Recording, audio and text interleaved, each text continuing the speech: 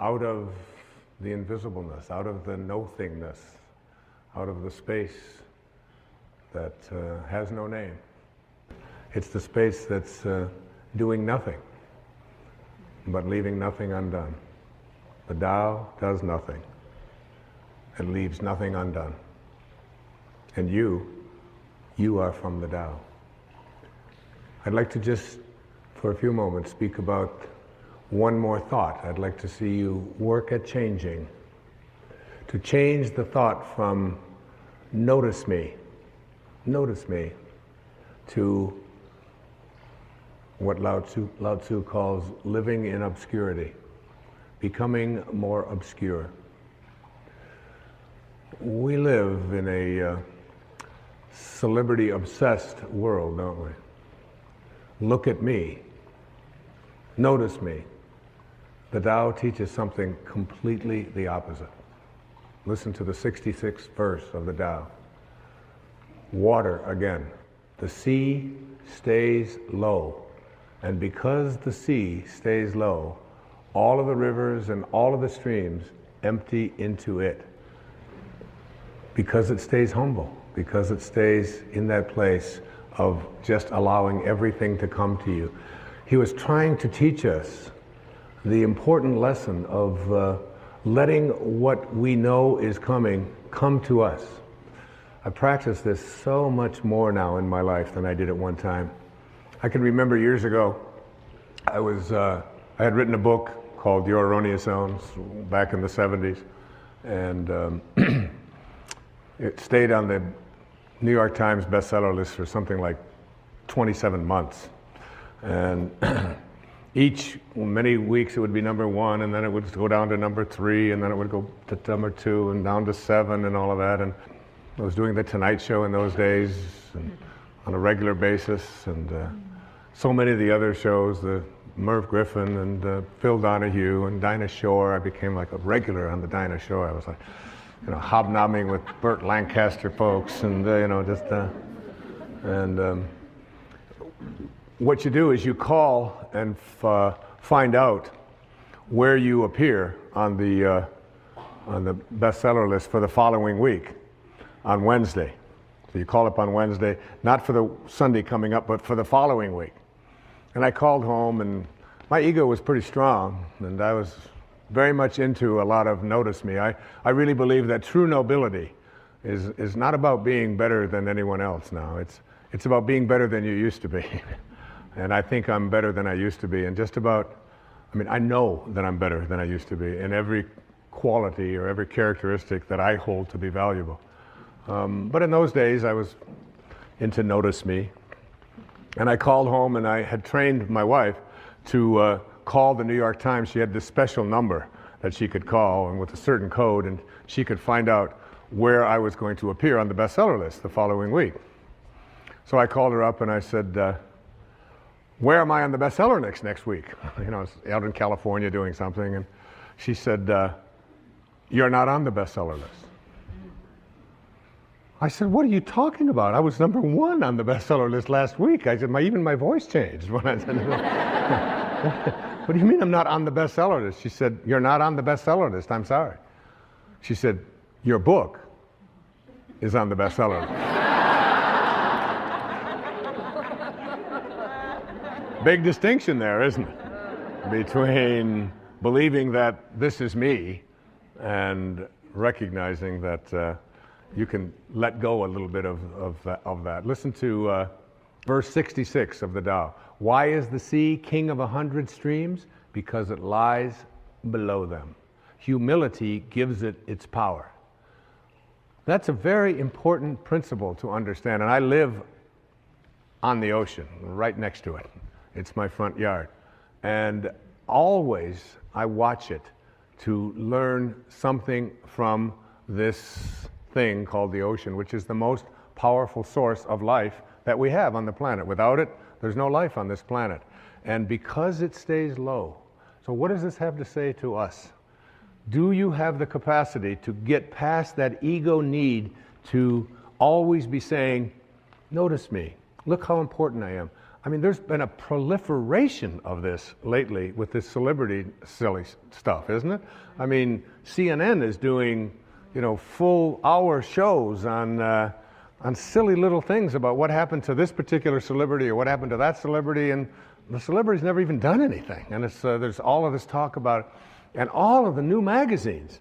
I mean, and you go through an airport and you look on the newsstand and all the same photos, just with different magazines. I don't even know what the names of all of them are, but there's like this huge market now that we have for people to get into a state of notice me, notice me, notice me. And how much do we train our young people, particularly in our schools and so on, that the one who is the star is the one who gets the most attention. The one who is the most important and the most valuable is the one that has the most people liking them and so on.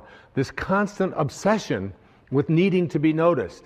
When in fact, what I have found for myself is the happiest moments of my life are when I can do it low and slow and not have anybody out there even know what I'm doing.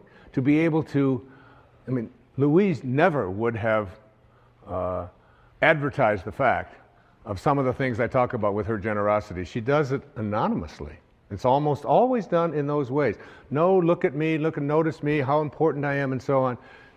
So much to learn from that kind of wisdom, from that kind of inner connection to the Tao, the ability and the willingness to do it anonymously, to say that you can just get done almost anything that you want to get done if you don't become obsessed with taking credit for it. Remember the movie The Magnificent Obsession? Yeah. The movie made back, I think, in the 50s. And it was really about what was the magnificent obsession. It was the ability to be able to give anonymously. What is Alcoholics Anonymous? It is everybody stays anonymous. Nobody has a title. There's not even anybody in charge. There's no leaders of this. There's no president. There's no vice president. There's no organization.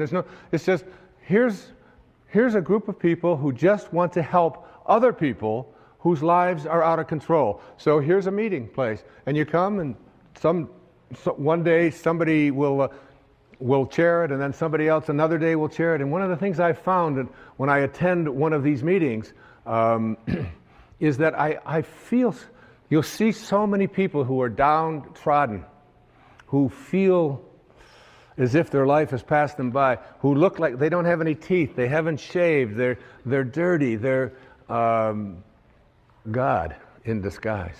Mother Teresa was asked the question about what she does when she was in Calcutta, and she said, every day, I see Jesus Christ in all of his distressing disguises. All of his distressing disguises. That you can see this source, you can see the Tao, you can see it when, particularly in those who are the most obscure, the most isolated from everyone else. And whenever I go to one of those meetings and I hear people get up and they tell their stories, I